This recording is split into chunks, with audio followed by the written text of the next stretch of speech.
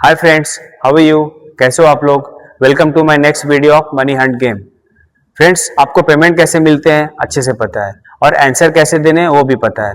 जिन लोगों को आइडिया नहीं है, पता नहीं है, वो हमारे पुराने वीडियोस में देख सकते हैं या फिर डायरेक्टली हमारे किसी भी वीडियो में कमेंट कर सकते हैं। ये सब सारी इन्फॉर्मेशन के लिए, लाइक पेमेंट हम कैसे करते हैं और आपको आंसर कैसे देना है, कॉम्बिनेशन नंबर क्या है। ठीक है फ्रेंड्स, हमारा हमेशा की तरह ये कूपन है और इसके पीछे यहाँ पे हम आंसर लिखते हैं और ब्लर कर देते हैं। ठीक है, तो ब्लर करने के बाद जब आप इसका आंसर दे देते हो, फिर हम इसी ओरिजिनल वीडियो को एक क्लिप निकालते हैं इस कूपन का ब्लर का, शॉर्ट्स में डालते हैं। जो शॉर्ट्स में ब्लर नहीं होता है वो एक प्रूफ के लिए। ठीक है, ये एक तरीका है हमारा वीडियो का ओरिजिनल वीडियो से कट करके, लाइक छोटी सी क्लिप निकाल करके आपको दिखाने का, ताकि आपको ये ना लगे कि हम वीडियो में कुछ मिसमैच कर रहे हैं या कुछ प्लानिंग कर रहे हैं। ऐसा कुछ नहीं, जो है ओरिजिनल इस वीडियो का क्लिप निकाल के हम शॉर्ट्स में डालते हैं। ये एक तरीका है प्रूफ देने का। ठीक है, I hope you understand. So ready for the next question. तो आज का क्वेश्चन ये है फ्रेंड, विराज मेहरा अपनी नई किताब पर पिछले 2 साल से काम कर रहे थे। उनकी किताब का आखिरी चैप्टर अभी तक किसी ने नहीं पढ़ा था। विराज ने होटल के कमरे में बैठकर आखिरी पन्ने पूरे किए और अपनी पूरी स्क्रिप्ट एक ब्राउन लिफाफे में रख दिया। लिफाफे पर अपनी मुहर लगाकर विराज ने उसे मेज पर रख दिया। रात के करीब 9 बजे उनके पब्लिशर राहुल उनसे मिलने आए। पब्लिशर मीन्स जो बुक की मार्केटिंग करता है, जो पूरे सिटीज में and may be all over अपने खुद के कंट्री में जो पब्लिश करता है बुक, वो उसको पब्लिशर बोलते हैं। ओके, फिर राहुल ने स्क्रिप्ट के बारे में पूछा तो विराज ने कहा, कल सुबह तुम्हें पूरी स्क्रिप्ट मिल जाएगी। राहुल करीब 20 मिनट के बाद चला गया। उसके बाद होटल की हाउसकीपिंग पूजा कमरे में आई। उसने कमरे में पानी रखा और बाहर चली गई। रात के करीब 11 बजे विराज का पुराना दोस्त आदित्य उससे मिलने आया। दोनों ने करीब आधे घंटे तक बातचीत की। फिर आदित्य चला गया। उसके बाद विराज सो गए। रात के करीब 1 बजे होटल का सिक्योरिटी गार्ड मोहन कमरे के बाहर आया। उसने बताया कि होटल की एक इमरजेंसी जांच चल रही थी। फिर विराज ने दरवाजा खोला। उसके बाद सिक्योरिटी गार्ड मोहन ने कमरे में कुछ ही सेकंड के लिए देखा, फिर वापस चला गया। सुबह करीब 7 बजे विराज ने लिफाफा उठाया। जो मोहर उसमें लगी थी वह परफेक्ट था और लिफाफा भी अंदर से बंद था। लेकिन जब उन्होंने लिफाफा खोला तो उन्होंने देखा कि स्क्रिप्ट गायब थी और उसके अंदर एक छोटा सा कागज था। जैसे ही ये बात होटल के मैनेजर को पता चली तो मैनेजर ने 5 लोगों से पूछताछ की।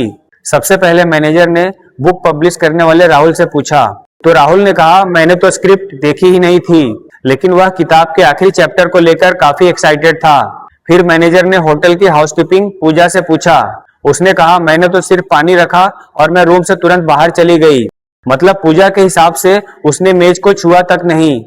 तीसरा सस्पेक्ट है आदित्य, विराज का पुराना दोस्त।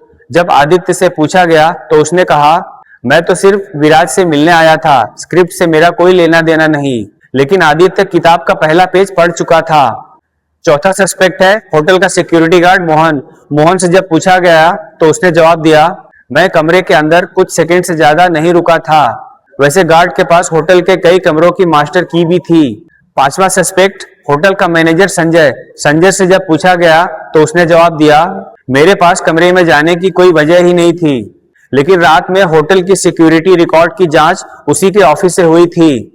फ्रेंड्स, हम आपको हमेशा की तरह 10 क्लू दे रहे हैं जो आपको आंसर ढूंढने में आसानी होगी। ओके, पहला क्लू, लिफाफे के ऊपर लगी मुहर बिल्कुल सही थी। दूसरा क्लू, लिफाफे के अंदर मौजूद कागज पर विराज की स्क्रिप्ट का कोई हिस्सा था ही नहीं।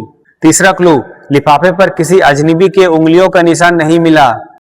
चौथा क्लू, राहुल ने कहा कि उसने स्क्रिप्ट नहीं देखी थी, लेकिन उसने बातचीत में किताब के आखिरी चैप्टर के बारे में डिस्कस किया था। पांचवा क्लू, पूजा के हाथ में कमरे से निकलते समय सिर्फ एक खाली ट्रे थी। छठवां क्लू, आदित्य ने कहा कि उसने मेज को छुआ तक नहीं, लेकिन मेज पर रखी एक किताब उसकी बातचीत के बाद दूसरी जगह पर मिली। सातवां क्लू, मोहन के पास मास्टर की थी, लेकिन होटल के रिकॉर्ड के हिसाब से उसके कार्ड से कमरा खोलने की कोई एंट्री नहीं थी। आठवां क्लू, संजय ने कहा कि उसने रात के 12 बजे के बाद सिक्योरिटी रिकॉर्ड चेक नहीं किया, लेकिन उसके कंप्यूटर में रात के 12:20 पर रिकॉर्ड देखने की एक्टिविटी मिली। नौवां क्लू, लिफाफे के अंदर रखा कागज होटल के कमरे के कागज से नहीं लिखा हुआ था।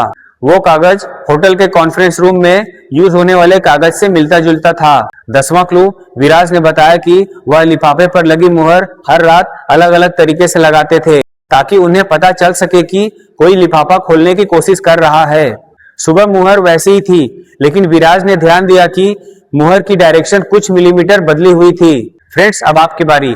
अगर लिफाफे की मुहर टूटी नहीं तो स्क्रिप्ट कैसे बदली और किसने झूठ बोला?